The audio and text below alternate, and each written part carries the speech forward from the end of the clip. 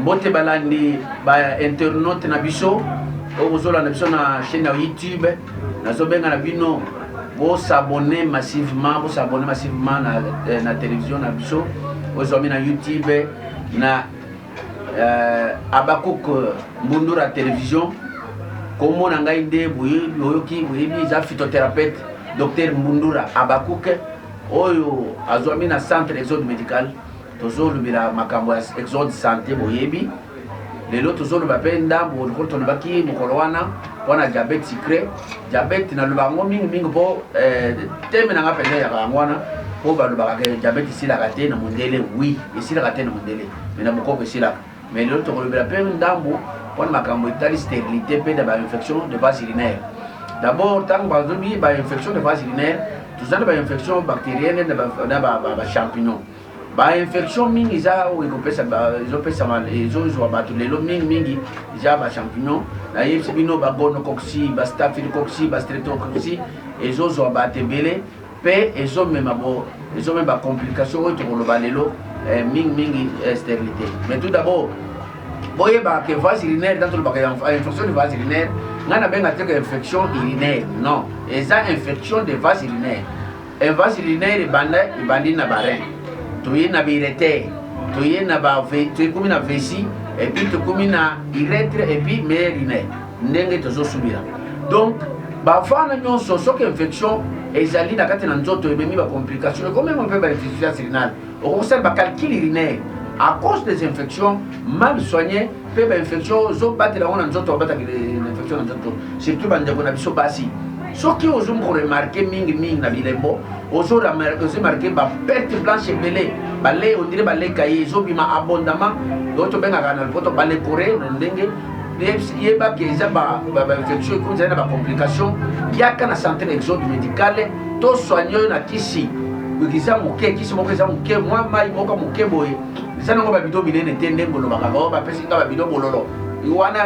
yaka expérimenté yango okomona mwa kisi moko moke omeli kaka 3-4 jours kili yango mobimba wana ndeko na ngai soki obesi maladi wana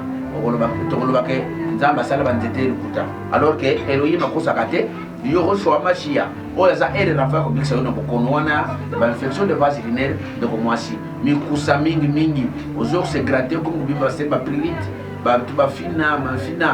nzoto ya mwasi ekomi rouge ozogratte mingimingi eza bainfection mais oyebisi bamosusu bazoyebisanga nameli kutu bakisi mingi ya mondele bakei na ngai ti kosala tuto bacritire hyrocritire donc bamoni mina bapesi ngai kisi oyo kokosimba esimbi te wana okomi na fasi kisi ya mondele kosimba su te ya kozwa kisi ya mokoko eza moke mpenza mwa poudre moko moke omeli vraiment okobika na bainfection wana 4 jours après ntango ozotokisa yango omeli boye esili nango toza na kati ya centre exode médical ozwami na lokele 1 numéro 1 bis na commune ya matete boya ebele bosabone d'abord na mingimingi na kati ya na chaîne na biso ya youtube bosabone mingimingi na Abakouk Mbundura TV nde bokozwa bainformation na yo etali bainfection de vase urinaire mpe okoyoka liboso libumu pasi mingi na basini na yango si libumu pasi ozosuba mpe masuba pasi makasi mpe ezoya mingi masuba mpe mokemoke ozosuba ezoya attention kobosana confondre te na masuba oyo moto oyo aza na diabete mais diabete mpe ntango balobi diabete ilimuni batekaka moto aza na diabete sucré iloko ekosuba mingi tobenga oka diabete c'est-à-dire omeli mai moke ebimi mais moto oyo baza eza caractéristique ya iloko tobengaka diabete c'est-à-dire bainfection urinaire ntango soki ozaka mpe mingi on peut appeler diabete mpo diabete ilimuni bakaka eleki mopanzi moke osuli moke c'est ce qu'on appelle diabete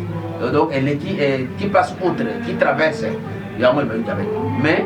so tokoyeba ngo ntango tozosala examen ya masuba awa mpona koluka bainfection nde toconfirme yango ke voilà cette infection ezosala eza babactérie est ce que eza banini topesi yo kisi donc sisu bacylindre oyo ezoempêche basi mingi kobota yango nakomi mbala moko na makambo ya etali stérilité stérilité elingi loba incapacité ya un couple ya koproduire ya kosala ya kobota si vous voulez na lingala c'est-à-dire couple esali déjà 2 ou 3 ans plus ils ont monté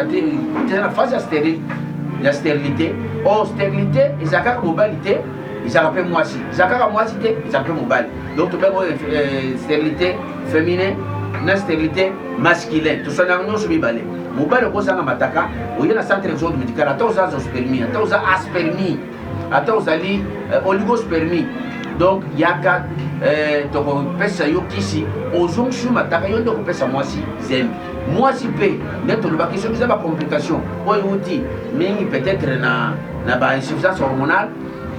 soko ozangi ba hormone ba benga ba progestérone na ba estrogène mwasi ko sala ba problème ya kota mais surtout les lots ils ont une infection de base urinaire na lo bakiawa soko mo une infection on les installé mingi yeba ke et quand même le problème il y a manque de productivité il y a ba ovule ovaire ko beto ba ovule te pour faire ovulation pour ça pour sangana na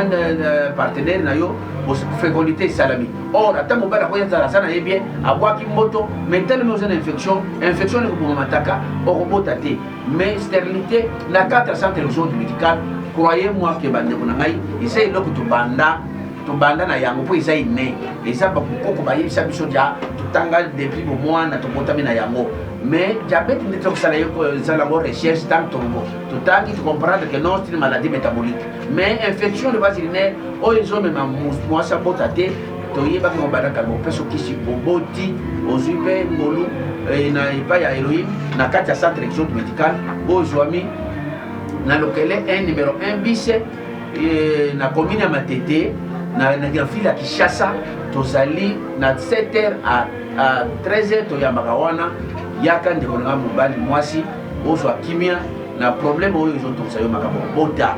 benga biso na 089 67 19 760 089 67 19 760 soit obenga biso na numéro eza na kati ya baikra na bino obokota na WhatsApp obenga biso na WhatsApp te tokosolola biebie baoyo bazali banda na 081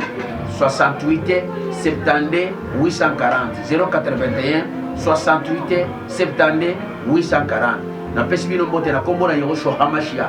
oyo abikisaka ye na fa obika so pesi biso confiance to pesi foi pa ya Elohim pa na biso tolobaka yaka tozana devise mibale zala patient pe zala na confiance pe okobika po bokono nyonso epa ya Elohim eza na guérison na kombo na Yehosho Hamashia apesi beso bino mbote mingi kolo apambola République démocratique du Congo.